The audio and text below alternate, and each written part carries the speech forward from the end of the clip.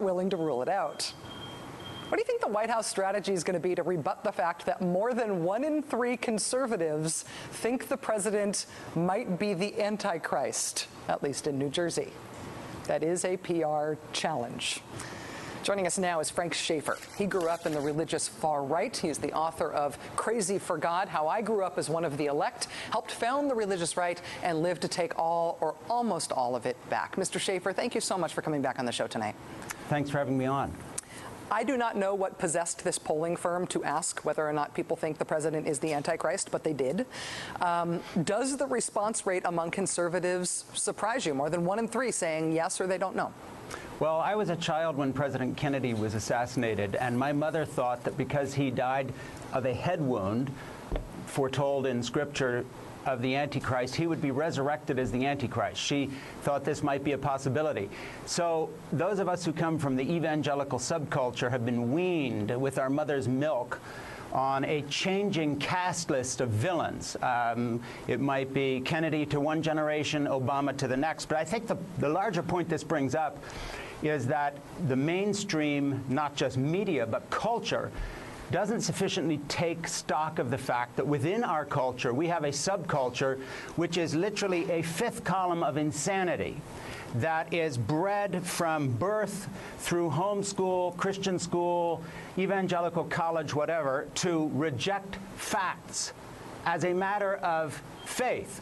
And so this substitute for authentic historic Christianity, and I may add as a little caveat here, I'm a church-going Christian, really brings up the question, can Christianity be rescued from Christians? And that's an open question. And when you see a bunch of people going around thinking that our president is the Antichrist, you have to draw one of two conclusions. Either these are racists looking for any excuse to level the next accusation, or they're beyond crazy. And I think beyond crazy is a better explanation. And that evangelical subculture has rotted the brain of the United States of America. We have a big slice of our population waiting for Jesus to come back. They look forward to Armageddon.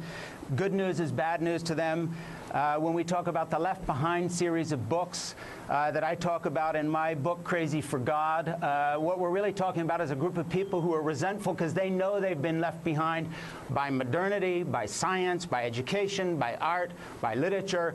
The rest of us are getting on with our lives. These people are standing on a hilltop waiting for the end. And this is a dangerous group of people to have as neighbors, and they're our national neighbors. And this is the source of all these insanities that we see leveled at the president. One way or another, they go back to this little evangelical subculture.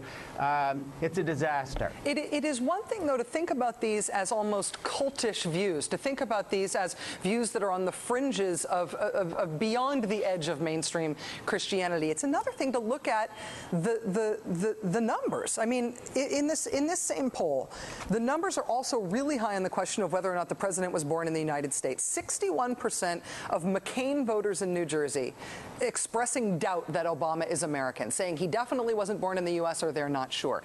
The birther thing has been disproven. The Antichrist thing it's a whole other kettle of fish. But how do you work to move people off of that position? It doesn't seem like facts are relevant in trying to move people away from these beliefs. You don't work to move them off this position.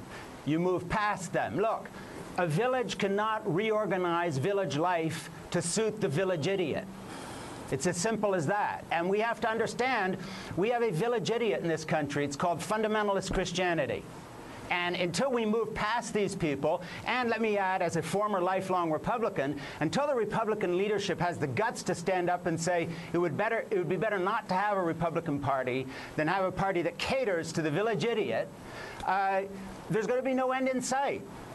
The next thing they'll do is accuse Obama of being the Antichrist, and then who knows what comes next. On and on it goes. There is no end to this stuff. Why? Because this subculture has as its fundamentalist faith that they distrust facts per se. They believe in a young Earth, 6,000 years old, with dinosaurs cavorting with human beings. They think that whether it's economic news or news from the Middle East, it all has to do with the end of time and Christ's return. This is la-la land. And the Republican Party is totally enthralled to this subculture to the extent that there is no Republican Party. There is a fundamentalist subculture which has become a cult.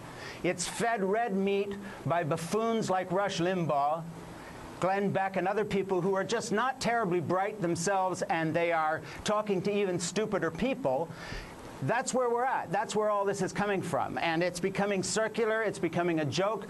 Unfortunately, a dangerous joke, because once in a while, one of these Looney Tunes, as we see, brings guns to public meetings. Who knows what they do next? It's a serious thing we all have to face, but the Democrats and sane Americans just have to move past these people, say, go wait in the hilltop for the end. The rest of us are going to get on with rebuilding our country. Mr. Schaefer, briefly, is there anybody on the right who could be constructive here if they wanted to be? To the extent that people could be moved off of these conspiracy theories, and I understand your point that it's not true that all of them could be, but is there anybody who could be influential to try to stop the impact of these conspiracies?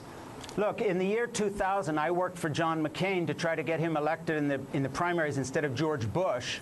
But John McCain sold out by nominating Sarah Palin, who comes directly from the heart of this movement and carries with her all that baggage. So he sold out. I don't see anybody on the Republican side of things these days who has the moral standing to provide real leadership or who will risk their position to do so. Frank Schaefer, author of Crazy for God, thank you very much for your time tonight, sir. It's always fascinating and a pleasure to have you on the show. Thanks. Thanks a lot.